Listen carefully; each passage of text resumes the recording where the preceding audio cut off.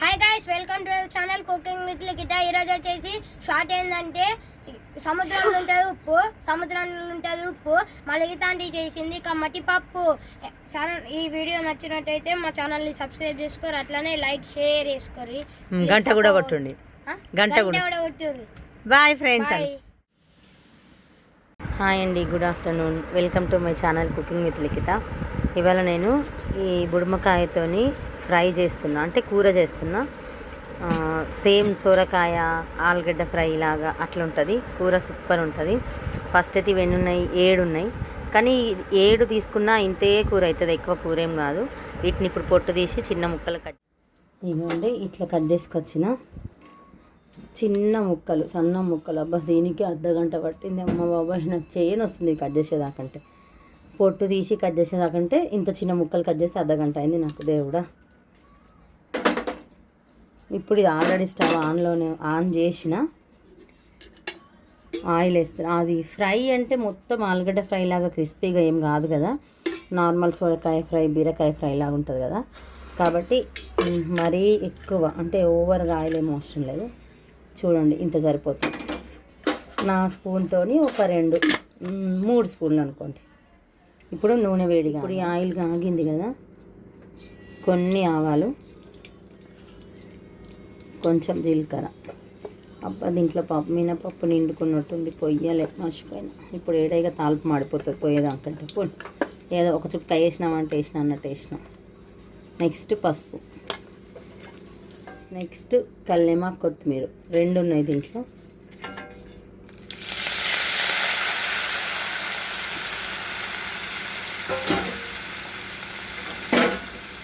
వెంటనే ఈ బుడమకాయ, అదే దోసకాయ ముక్కలు వేసేసిన.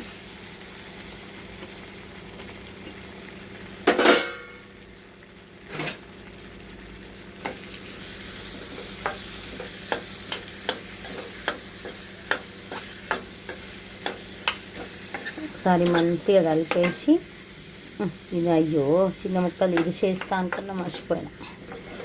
ఫోన్లో ఇంకా మంచి కలిపి మూతనైనా పెట్టవచ్చు, మూత పెట్టకుండా కూడా ఫ్రై చేయొచ్చు. ఇవి కొంచెం వాడిపోయినట్టు అయినాయి, అంటే తీసుకొని ఎక్కడ వేసైంది కాబట్టి నేను మూత పెడుతున్నా. అంటే వాడిపోయినట్టు అయినాయి కాబట్టి ఎక్కువ వాటర్ రావు లోపల కాబట్టి మూత పెడుతున్నా. మీరు అప్పుడే కొన్నాం ఫ్రెష్గా ఉన్నాయంటే మూత పెట్టాల్సిన అవసరం లేదు. అట్లా మూత పెడితే మళ్ళీ కూర వాటర్ అయిపోతుంది. ఇవి ఇప్పుడు ఎండిపోయినాయి కాబట్టి పెడుతున్నా. ఒక కరెక్ట్గా ఉండే మూత ఇది, కరెక్ట్ దీందే మూత. మంటనేమో చిన్నగా ఉంచాలి, చిన్న మంట పెట్టి మూత పెట్టి. నెక్స్ట్ ఒక 7-8 ఎల్లిపాయలు ఒలిసినవి, ఒలిసి దంచి దీంట్లో వేసేస్తున్నా. అది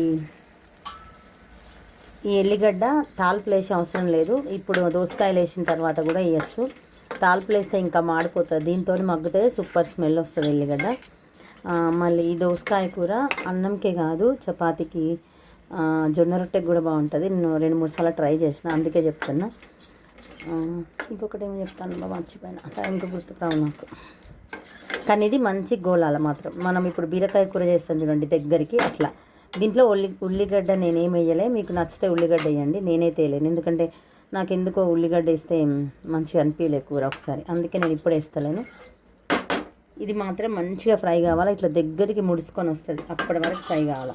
మనం అనుకుంటాం ఇది తొందరగా ఫ్రై అవుతుందని, కానీ తొందరగా ఏం ఫ్రై కాదు, టైం పడుతుంది. అప్పుడప్పుడు మధ్యలో కలుపుకుంటూ ఉండాలా, లేకపోతే మళ్ళీ అడుగంటుతుంది. ఇచ్చేసిన చూడండి, మధ్యలో కలిపితే తొందరగా ఫ్రై అయిపోతుంది. ఇప్పుడు ఇంకా మూత పెట్టను, ఇక మూత తీసేస్తా.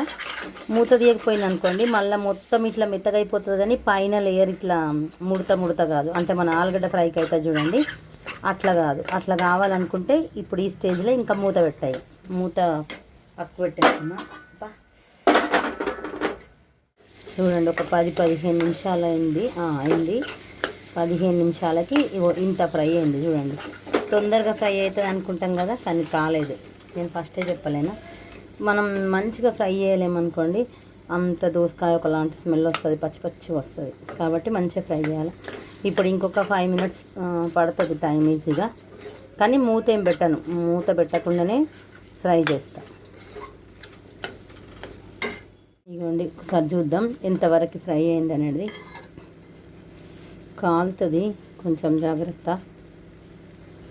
ఇంకొంచెం ఫ్రై కావాలి కాబట్టి, అంటే ఇంక ఇట్లా ఉడకలేదు, అంటే ముక్కకి ఇట్లా దిగుతలేదు.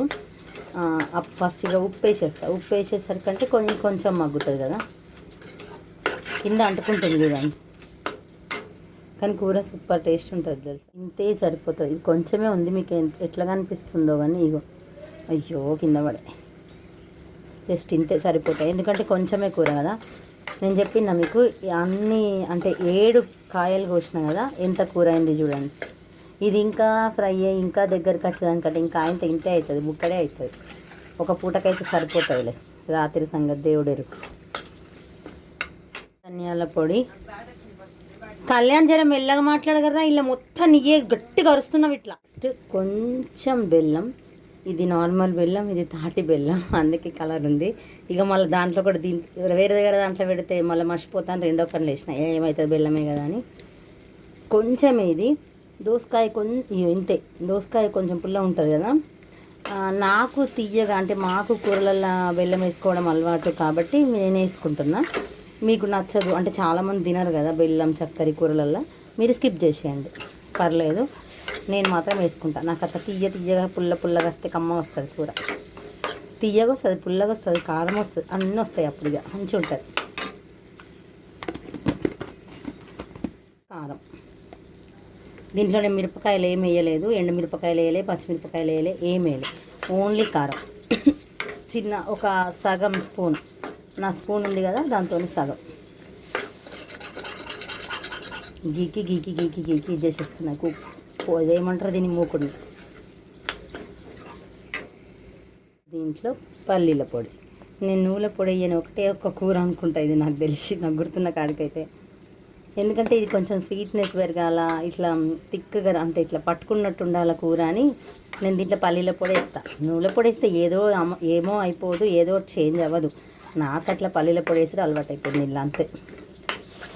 ఎంత బాగుంది చూడడానికి, తినడానికి కూడా సూపర్ ఉంటుంది. చపాతీకి కూడా బాగుంటుంది, జొన్న రొట్టెకి బాగుంటుంది, అన్నంకి బాగుంటుంది, ఇంకేమున్నాయి ఇక తినేటి, అంతేగా. పోయింది మన కూర, చివరాఖరికి వచ్చేసింది. ఇగో చూపిస్తాను మీకు, చూడండి సూపర్ ఉంది ఆ కలర్, అబ్బాబ్బా స్మెల్ కూడా సూపర్ ఉంది. ఇప్పుడు మనం టేస్ట్ చేసే టైం వచ్చేసింది.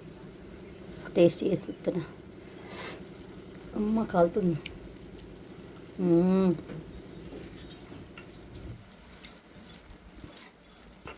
అబ్బా కొంచెం బెల్లం వేస్తే టేస్ట్ సూపర్ ఉంది నిజంగా. అంటే నాకు నచ్చుతుంది, అందరికీ నచ్చాలని ఏం లేదు బెల్లం వేస్తే, కానీ నాకైతే సూపర్ నచ్చుతుంది. ఏదైనా కూర అంటే చిన్నప్పటి నుంచి అలవాటు, కొన్ని కూరలలో చక్కెర వేసుకోవడం, బెల్లం వేసుకోవడం, చక్కెర ఆర్ బెల్లం ఏదో ఒకటి, అవి వేస్తేనే ఆ టేస్ట్ అనేది నాకు అలవాటైన టేస్ట్ అనిపిస్తుంది, లేకపోతే నచ్చదు అట్లా. ఓకే అయిపోయింది మా బుడుమకాయ కూర, దోసకాయ కూర, ఇంకేదైనా పేర్లు పెట్టుకోండి ఏదైనా, అంటే మీ సైడ్ దాన్ని ఏమంటారో దాన్ని బట్టి ఆ కూర పేరు. ఓకేనా, చూడండి ఎంత బాగుంది కదా. ఓకే బాయ్ అండి, మళ్ళీ రేపు కలుద్దాం.